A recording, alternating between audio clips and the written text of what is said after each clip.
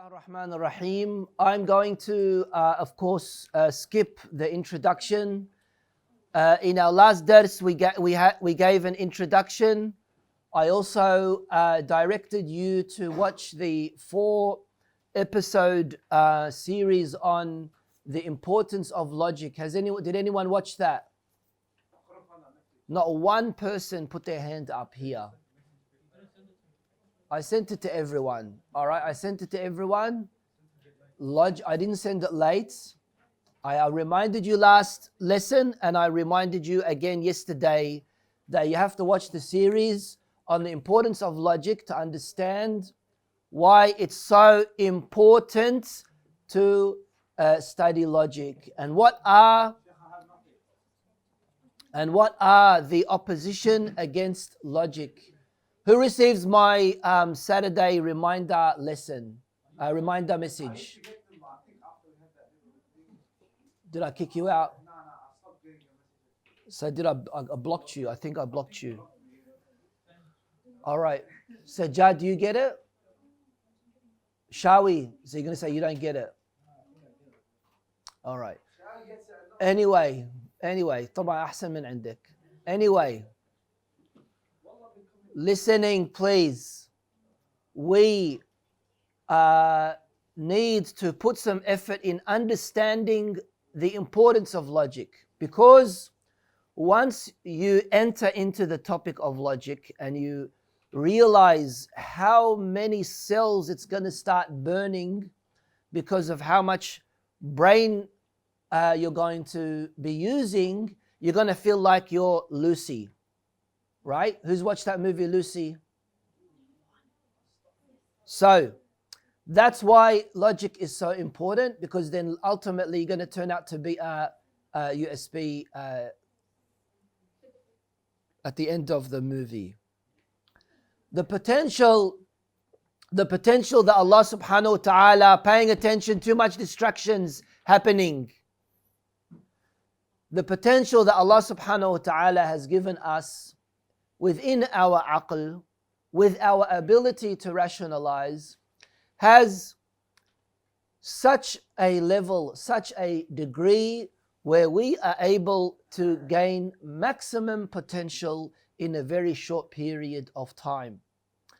Allah subhanahu wa ta'ala gave us the aql. It's the first thing that He created. It is that which we are going to be held accountable by. We are going to be judged based on our aql, not based on our emotions or based on our qalb or based on our feelings, based on our aql. The quality of a human being and the merit of a human being goes back to how much of their aql do they use. If they are easily clouded by their aql judgment as a result of emotional interference, or if they have kept their aql as pure, as clean, as genuine, as sound as possible, for them to always make good, correct judgments. Hikmah is a result of using your aql. And what's the ayah say? That if you are given hikmah, then you have been given khayran kathira. Then you've been given abundance of goods. And hikmah, by the way, is not you being a alim. Hikmah is one thing and ilm is another thing. We have many, unfortunately, who have a lot of ilm but have absolutely no hikmah. And we have those who have a lot of hikmah but have absolutely no ilm. We must not mix them together. What do I mean by allowing your intellect, allowing your aql to be mixed or clouded or influenced by emotions? You know that you pursuing, for example, this haram act of you taking something that doesn't belong to you. We spoke about that on Friday nights. Or by you pursuing this relationship that your family are not happy with. You know with your aql that that's the wrong direction for you to take. But your emotions are so overwhelming, you are not able to make that decisive decision in eliminating it, in terminating it, in removing it, in not taking that particular thing. And that's why the one thing that dominates you, the believer, is your aql. Which is exactly why we can't say al-Mantiq al-Islami. We can't say Islamic logic. Why? Because logic is a part of the human instinct. Yes, logic has been developed by ulama, we're going to find out who, but it's not a part of a particular quote-unquote religion. Do we have Muslim ulama who were logicians? Answer is yes. So we can say the Muslim influenced science of logic, we can say that, but we can't say Islamic logic. Later on, inshallah, when we finish logic, we're going to start studying philosophy. حتى تتفلسفون على رؤوس العالمين. You can say Islamic philosophy, and then we'll explain then and there why you can say Islamic philosophy, but you can't say Islamic logic. Anyway, we're not going to read the 2-page introduction. Inshallah, you can do that at home. But the most important point that we're making there is you need to prioritize your usage of your intellect in order for you to get somewhere in life. Logic does that for you. You see that a window is broken. You also see a kid standing on the side of the house with a rock, right? The window is broken. A rock can break a window. Can you make that quick, for example, conclusion that this rock broke this window? You can't, because that's a fallacy, that's a mughalata, because the rock could have the rock, Ali's not here to make fun, the rock could have broken the window, and something or someone else could have broken the window. Isn't that right? What did we say last week about those fortune tellers or the people who read the Finjan Ahwi or the tarot cards? Is it tarot cards or tarots? Tarot cards, right? For example, they say, there was once someone, a fortune teller, who was talking to a king and said, tell me about what's going to happen in the next year, right? And the fortune teller said, a king will perish. Now, this king that heard it was so happy because his rival, he thought that meant his rival king is going to perish, right? But the fortune teller got what he wanted, and that is to keep his life. You're not saying that you're going to die in the next year. Got his payment, and also what that person wanted to hear, he heard.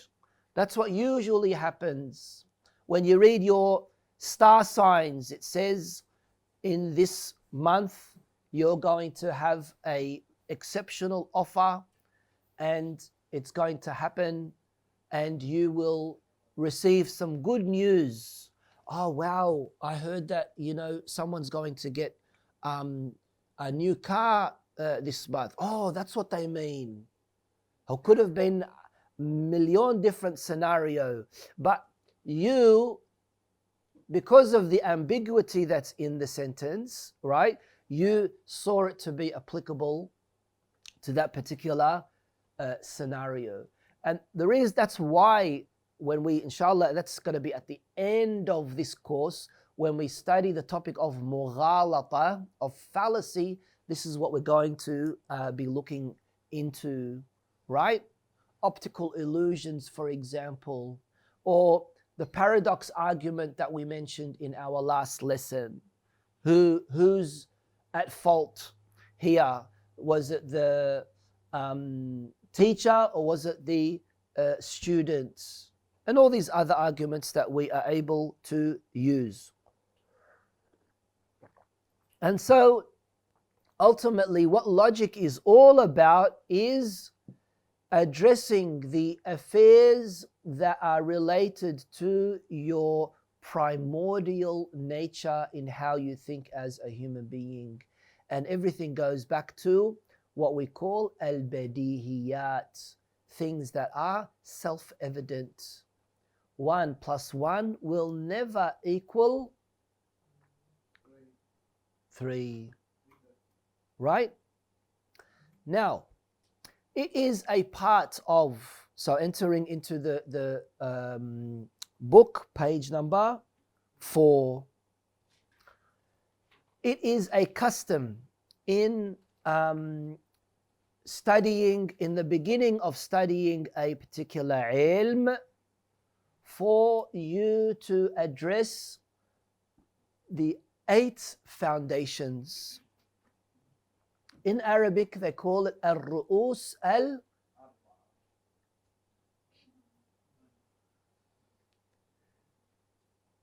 what can I say?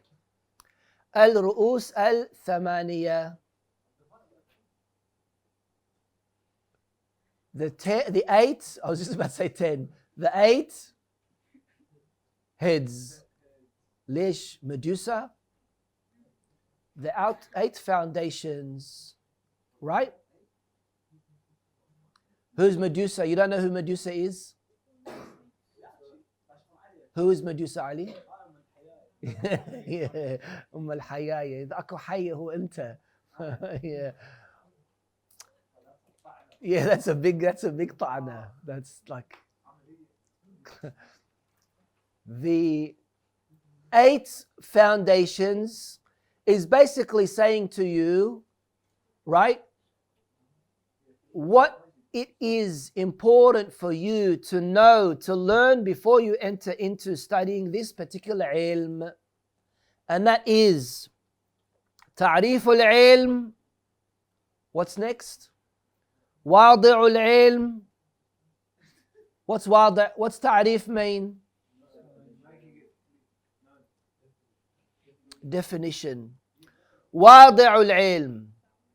The founder. Ta'rif al-ilm is, this is logic, is a al-qanuniyya ta'simu mura'atuha al-dhihn an al-khata'. That's the ta'rif. Wadi' al-ilm.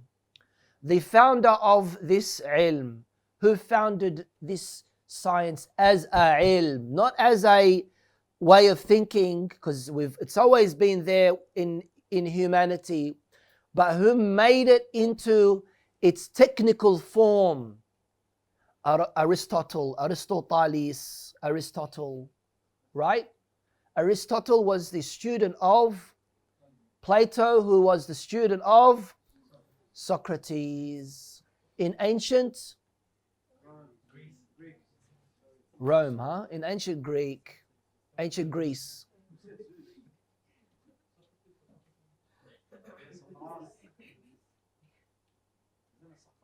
Socrates, yeah. What? Who said Rome?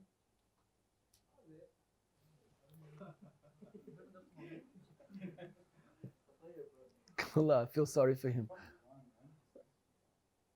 So, ancient Greece. Is it ancient Greece or ancient Greek? Greece, okay. The third is the subject matter of this ilm. What is the subject matter of this ilm? The fourth is the basis, the mabadi' of this ilm. We're reading here. If you want, you could write this down. It's good to write it down on the side of these so you know what they are in Arabic.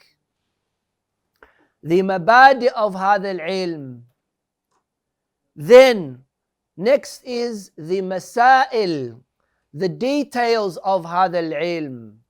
What is the overall structure of this ilm? Then we have the ghaya. What's ghaya mean? Ambition. Objective, goal. What's ambition got to do with it, ya akhi? It's nothing to do with ambition. The objective. What is the objective of you studying this ilm? Next is martabatu hadha al-ilm bayna al-ulum. Where do you locate this ilm among the ulum? Remember, we did that in our last dars when we said you've got taqsim al-ulum into your dividing ilm into nazariya and amaliya. Right? Remember when we said that? And then we said that the first ilm of aqliya, of al-ulum al-aqliya, of rational sciences, the first is ilm al-Mantiq, because an ilm al-Mantiq is considered to be what we call, what do we call it? Now what did we call it? What was the title that we gave it? al-Ulum. We said al-ilm al-Mantiq is al-Ulum. What's al-Ulum? Of sciences.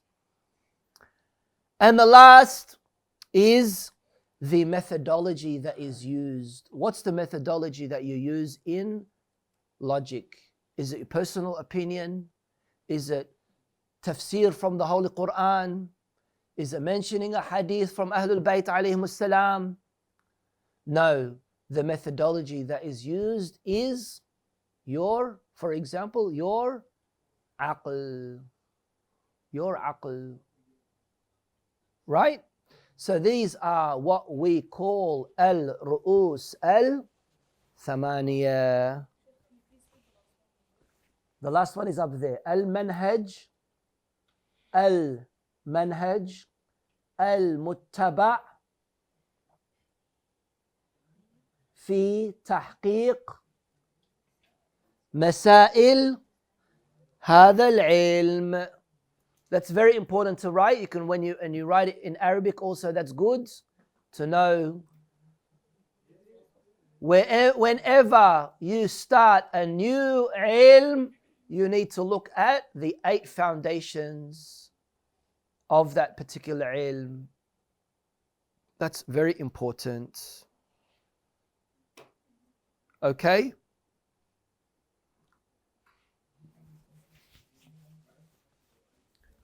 All right.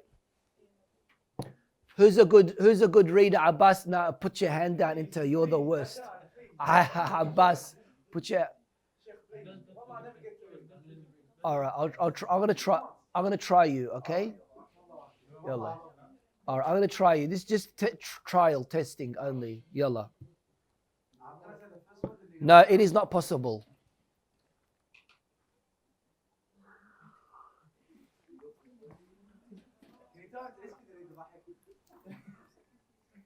Yalla. It is not possible for a person to seek something they do not know. Louder. It is not possible for a person to seek something they do not know. And it is not possible for one to have an inclination. Yeah. If they do not feel the extent of their need for it. Absolutely. If we want to direct a person towards a particular goal, we must first introduce this goal to them and explain the intended benefit in pursuing this goal along with the plan set out to reach this goal. This is not limited to the material or sensual goals, but it is a principle that is applicable to all areas of human knowledge. It is for this reason that scholars of different sciences in the past were accustomed to clarifying such issues in the beginning of their discussions related to that science, so that students become generally acquainted with the reality of that science and what is related to it.